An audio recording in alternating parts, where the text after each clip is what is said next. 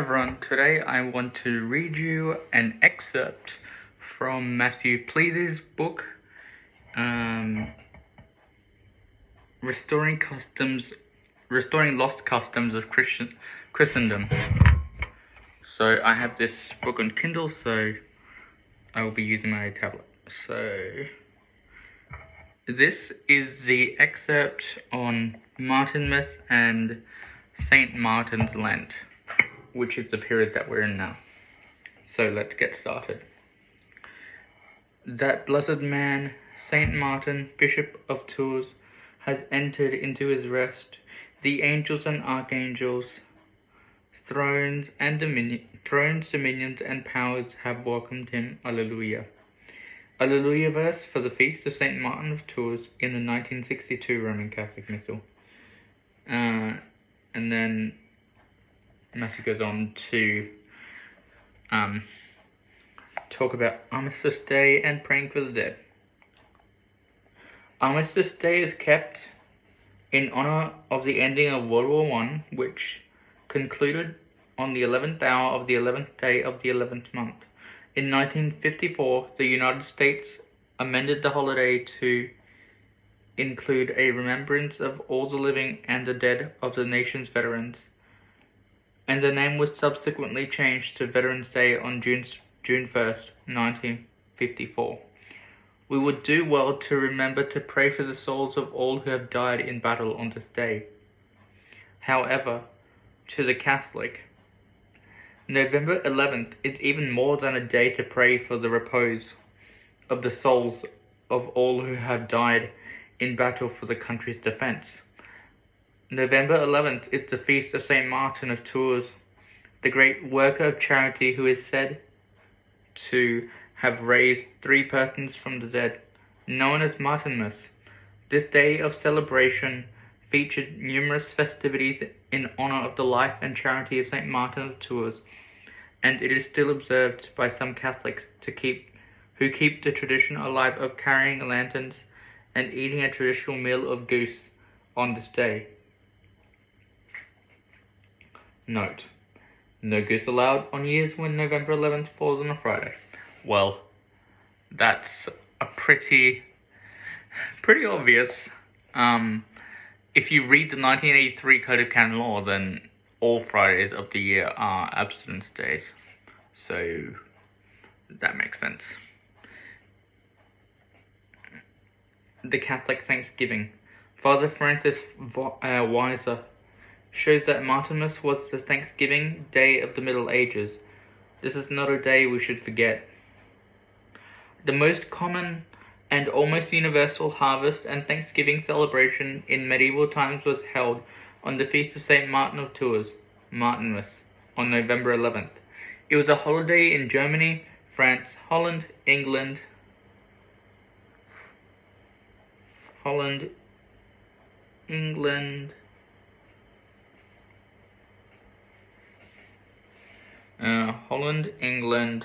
and in Central Europe.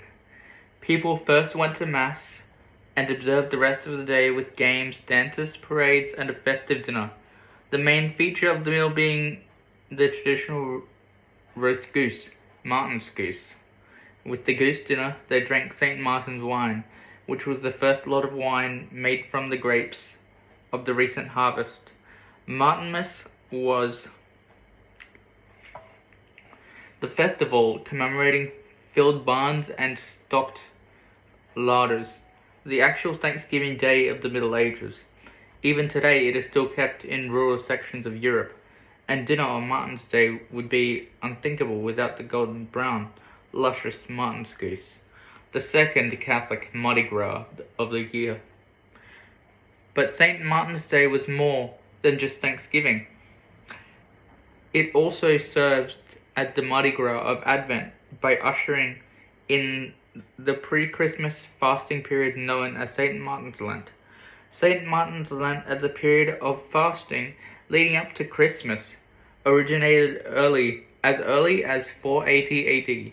Dom Prosper Garanger writes, the oldest document in which we find the length and exercises of Advent mentioned with anything like clearness is a passage in the second book of history of the Franks by St. Gregory of Tours, where he says that St. Perpetuus, one of his professors, who held that see about the year 480, had decreed a fast 3 times a week, from the feast of St. Martin until Christmas. Let us, however, note that this interval of 40, or rather of 43 days, so expressly mentioned and consecrated to penance as though it were a second Lent, though less strict and severe than that which precedes Easter. Later on, we find the ninth canon of the First Council of Macon, held in 582, ordaining that during the same interval between St. Martin's Day and Christmas, the Mondays, Wednesdays, and Fridays should be fasting days, and that the sacrifice should be celebrated according to the Lenten rite. Not many years before that, namely in 567, the Second Council of Tours had enjoined the monks to fast from the beginning of December till Christmas. This practice of penance was extended to the whole 40 days, even for the laity, and it was commonly called St. Martin's Lent. There were even special rejoicings made on St. Martin's feast, just as we see them practiced now at the approach of Lent and Easter.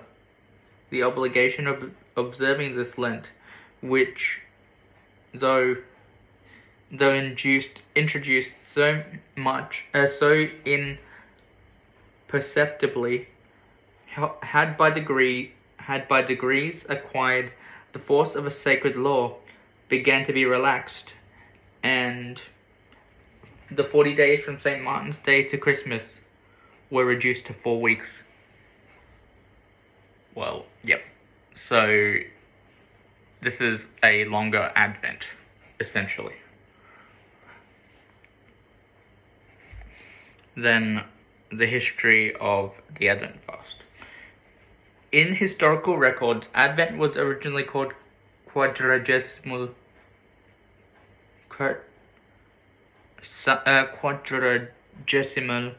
Sancti Martini, 40 days fast of St. Martin. The Catechism of the Liturgy notes that this observance of fasting in some form likely lasted until the 12th century. Turning to the Catechism of Perseverance by Monsignor Gome from 1882, we read the following historical account of the Advent fast, taking the form of a fast on the Mondays, Wednesdays, and Fridays from St. Martin's Day until Christmas. The institution of Advent would seem as old as that of the festival of Christmas, though the discipline of the Church on this point has not been always the same. For several centuries, Advent consisted of 40 days, like Lent. It began on St. Martin's Day. Faithful to the old customs, the Church of Milan kept the 6 weeks of the primitive Advent, which had been adopted by the Church of Spain. At an early period, the Church of Rome reduced the time to 4 weeks, that is, 4 Sundays with the part of the week remaining before Christmas. All the West followed this example. Formerly, a fast was observed throughout Advent. In some countries, this fast was of precept for everyone. In others, of simple devotion. The obligation of fasting is attributed to St. Gregory the Great, who had not, however, the intention of making it a general law. The abstinence of Monday, Wednesday, and Friday until Christmas was observed in other Catholic regions, as a pious donation proves for us. In 753, Astolphus, king of the Lombards, having granted the waters of Nonantula to an abbey of the same name, reserved 40 pike to furnish his own table during St. Martin's Lent.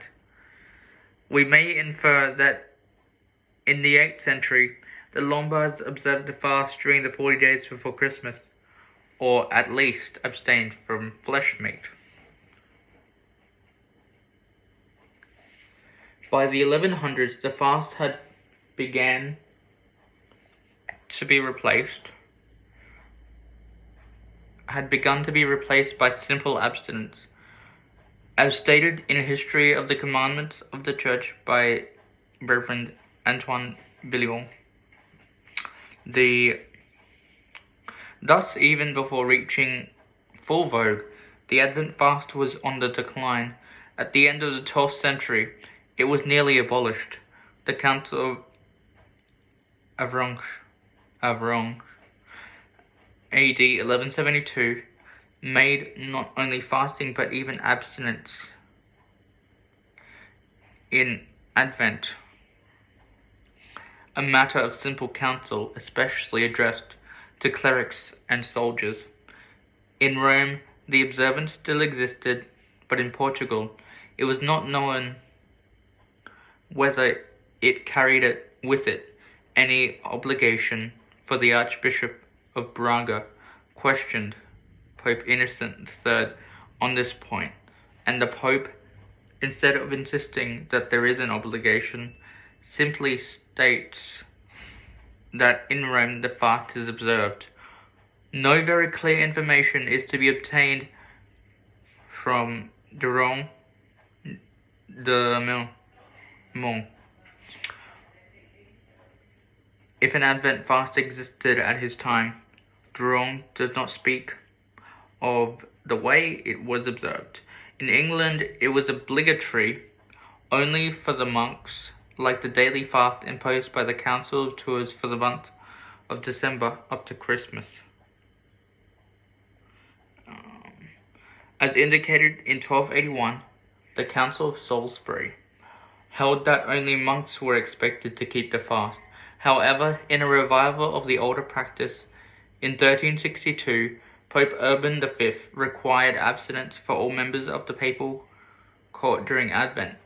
Yet this too did not last long. By the time of St. Charles Borromeo in the 16th century, the saint urged his faithful under his charge to Milan and observe fasting and abstinence on Mondays, Wednesdays, and Fridays of Advent. Dom Garanger similarly testifies to this in the liturgical year.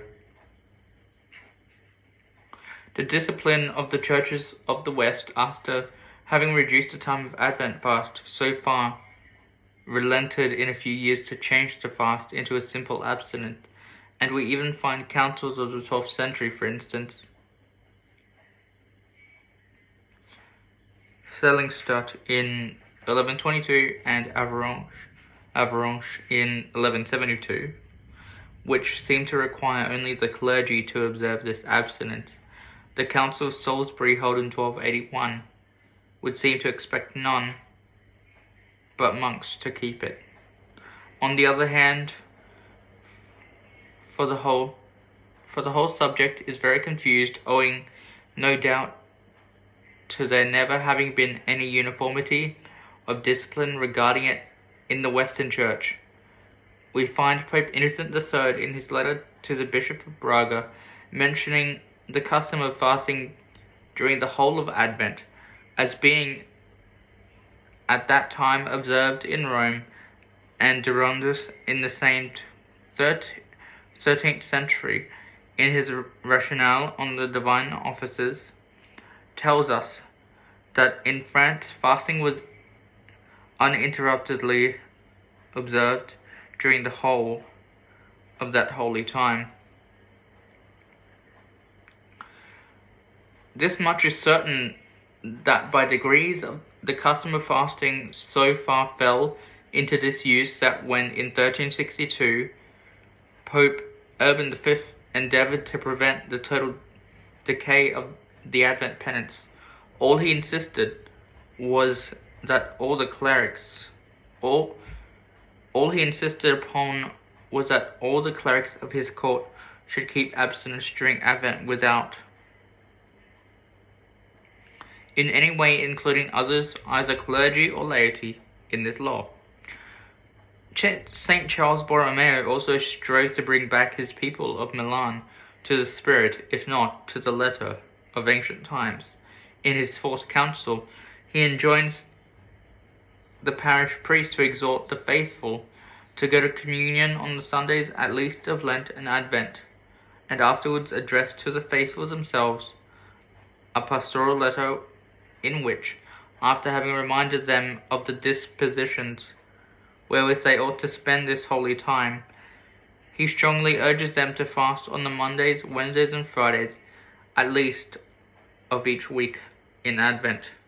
Even closer to our modern times, remnants of St. Martin's Lent remained in the Roman Rite through the 19th century, when Wednesday and Friday fasting in Advent continued to be mandated in some countries. In the United States, fasting was kept on the Wednesdays and Fridays of Advent, as was the universal practice of the Church, until 1840, when the fast on Wednesdays in Advent was abrogated for Americans. The fast on Fridays in Advent was abrogated in 1917 in America and abroad with the promulgation of the 1917 Code of Canon Law. The Code similarly removed the Wednesdays of Advent for any localities that continue to mandate them, as well as the Saturdays of Advent, which were kept elsewhere, such as in Italy. But even attempts to maintain elements of the Advent fast from the 17th through the 20th centuries were shadows of St. Martin's Lent.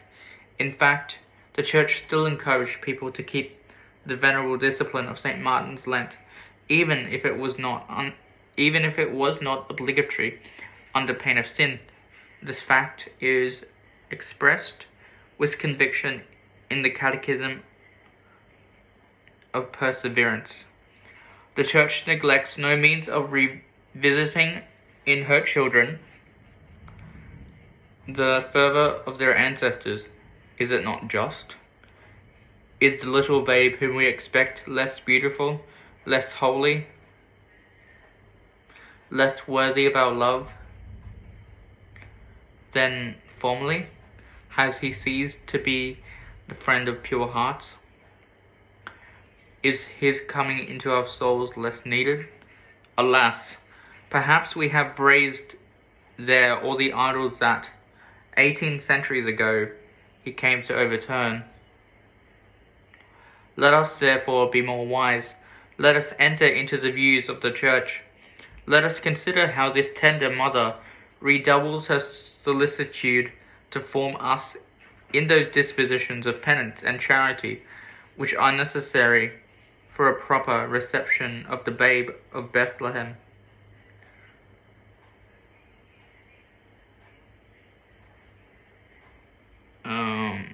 Fasting from Martinmas until Christmas. How far have we fallen from the times of St. Martin? Strive to keep at least Mondays, Wednesdays, and Fridays from St. Martin's Day as days of fast. Should you wish to do more, keep all 40 days, excluding Sundays, as days of fast. Indeed, St. Francis de Sales noted, if you're able to fast, you will do well to observe some days beyond what are ordered by the Church. Tuesdays, Thursdays, and Saturdays would be appropriate to observe as days of abstinence without fast.